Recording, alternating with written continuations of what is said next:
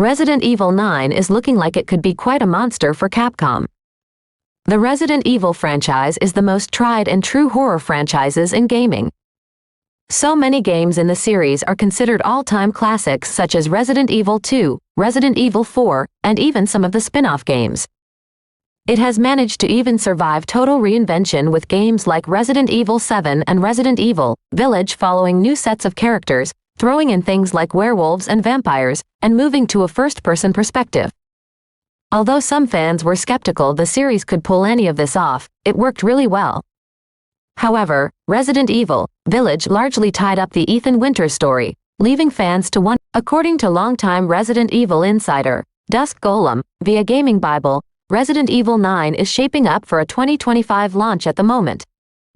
It is expected to have the biggest budget and longest development time of any game in the series, with it beginning production back in 2018, a year after Resident Evil 7.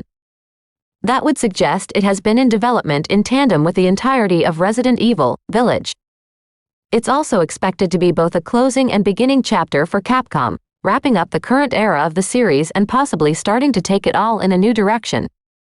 What all of that could mean is a mystery, but given the time and money being invested into it, it seems like Capcom has high expectations for the project and must really believe in it. Resident Evil is arguably at its peak popularity right now as it has been on a string of hits since 2017 between the mainline releases and repeatedly successful remakes. Whether or not Capcom will maintain the first-person perspective for future Resident Evil games is unknown.